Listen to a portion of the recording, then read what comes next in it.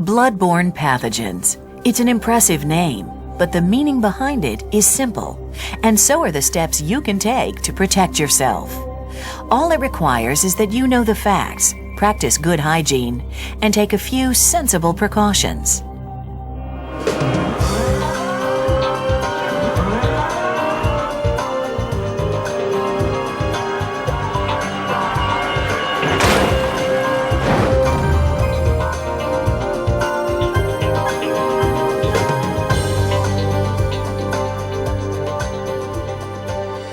Bloodborne pathogens are disease-causing organisms. They are transmitted by contact with blood or body fluids that are contaminated with blood. A bloodborne pathogen may not cause any symptoms for years, maybe not ever. So it's possible for infected people to feel and look fine and to spread the pathogen without knowing they are infected. 3 bloodborne pathogens, all viruses, are of special concern: human immunodeficiency virus, HIV, hepatitis B virus, HBV, and hepatitis C virus, HCV. HIV, HBV, and HCV are carried in the blood and in semen, vaginal secretions, and body fluids containing visible blood. Body fluids also can carry other infectious pathogens.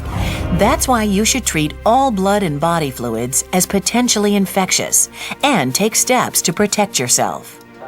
You've probably heard of HIV infection, which attacks the immune system. When infected people lose their ability to fight infection, they become seriously ill. Although many people infected with HIV go on to develop AIDS, the number who develop serious illnesses and who die from AIDS is decreasing due to recent treatments. As yet, there is no vaccine to prevent HIV infection. Hepatitis B and hepatitis C are both viral infections that affect the liver. If you become infected with HBV or HCV, you may have no symptoms at all, or you may feel like you have an intestinal flu, or you may be so sick you have to be hospitalized. Eventually, you could die from these diseases. That's why it's so important to understand the risks of contracting HIV, hepatitis B, and hepatitis C. The better you understand the risks involved, the easier it is to take simple measures to protect yourself and your co-workers on the job.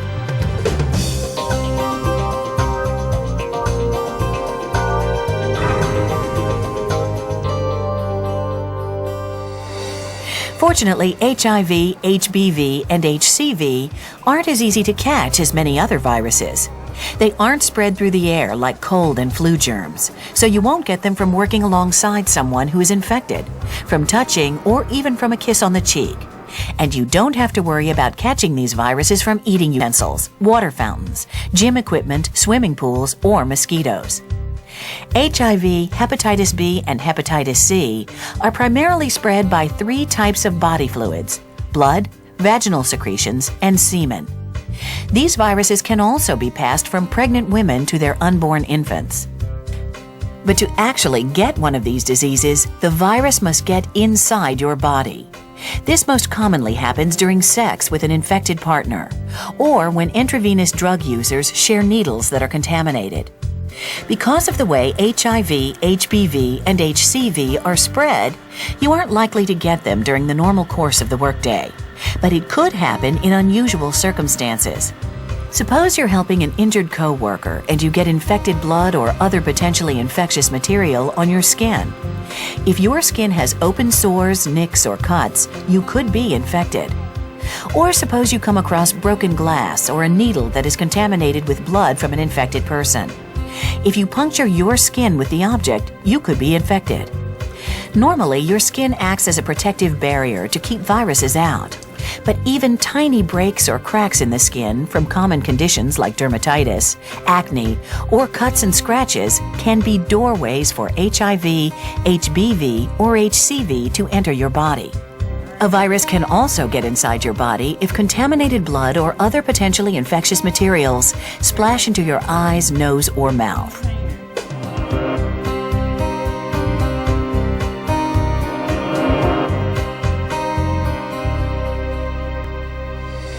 To keep yourself safe, you must learn to recognize risky situations and know how to respond safely.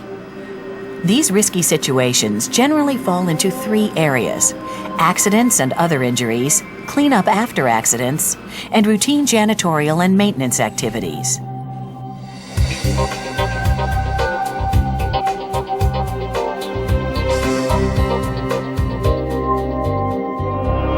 If someone is injured, protect yourself before you offer assistance. Shut down machinery. Notify emergency responders in line with your company policy. But don't rush in to be a hero until you protect yourself. Put on a pair of leak-proof gloves. Your goal is to prevent contact with the victim's blood and body fluids while you control bleeding. In the rare instance when blood is spraying, protect your eyes, nose, and mouth with goggles and a mask. Once any bleeding is under control, you do not need to give further assistance. Just comfort the injured person and wait for a trained emergency responder to arrive. Sometimes you may get blood on you before you can protect yourself. If you get blood on your skin, wash it off as soon as possible with non-abrasive soap and water. If blood or other potentially infectious materials get into your eyes, immediately flush your eyes with running water at a sink or eye wash fountain, and then report the incident to your supervisor.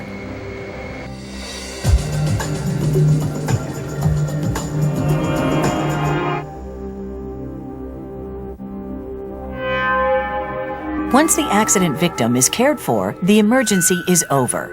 But the hazard isn't gone until the area is cleaned of all traces of blood and body fluids. This should only be done by specially trained employees, maintenance, or janitorial staff. Always restrict access to contaminated areas until properly disinfected. Cleanup personnel must wear gloves to protect their hands from contact with blood or other potentially infectious materials. With large amounts of blood, they should also put on smocks to protect their work clothes. Use absorbents such as disposable towels to soak up the blood. Then clean the area with an approved disinfectant solution. Dispose all waste contaminated with blood or other potentially infectious materials in a sealed, color-coded, or labeled leak-proof container and dispose of as infectious waste.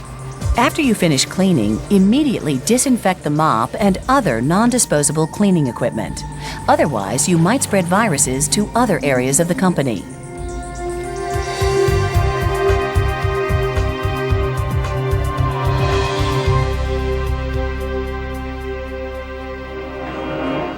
Accidents are not the only time when maintenance and janitorial staff may confront blood and other potentially infectious materials. That's why you must protect yourself, even during routine cleaning and maintenance tasks. For example, if vomit, urine, or feces contain visible blood, you could be exposed to bloodborne viruses. Even when no blood is visible, other infections may be present. Always wear gloves when you clean surfaces that may be soiled with body fluids or excretions. If you have to clean up large amounts of contamination, also put on a smock or apron to protect your clothes. Be alert for sharp objects such as broken glassware or used syringes when emptying trash containers. Never pick up shards directly with your hands. Use a device such as a brush and dustpan. Be sure to put contaminated sharp objects in puncture-resistant leak-proof containers. Place all other contaminated wastes in leak-proof containers and dispose of them according to company policy. Handling laundry can also be risky. Bags of laundry sometimes conceal contaminated items, like bloody rags and clothing. Even contaminated needles or other sharp objects might be in a laundry bag. And when sorting laundry, be careful to protect yourself. You never know what might be on or in there. It's important to remember this whenever you handle laundry or trash. Always carry bags by the top. Never hold them against your body or place a hand underneath to support them. No matter what your job, some common sense precautions can help protect you from infection. Keep your hands away from your face, especially your nose, mouth, and eyes.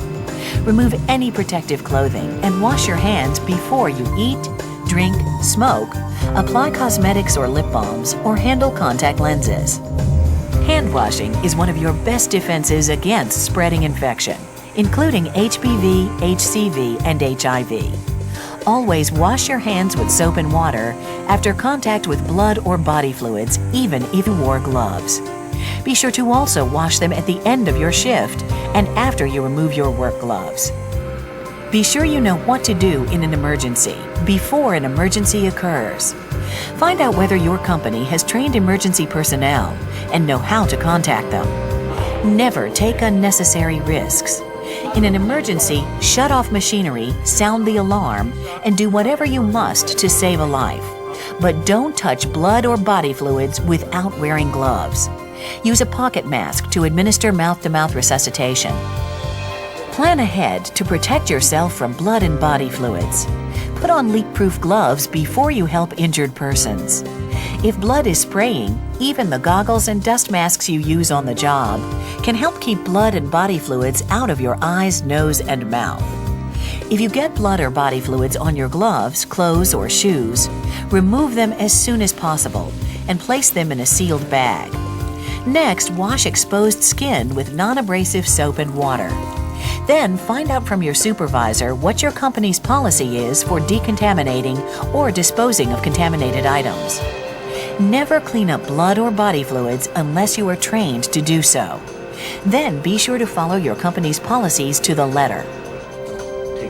Finally, if you think you may have been exposed to HIV, HBV, or HCV, don't panic. Report the incident immediately to your supervisor. If possible, try to determine the source of the blood or body fluid, or even get a sample if possible. Your employer can advise you about testing, counseling, and any follow-up steps. Protecting yourself from bloodborne diseases on the job requires knowing the facts, practicing good hygiene, and taking a few sensible precautions. These measures are vitally important to your health and even your life. Take them seriously.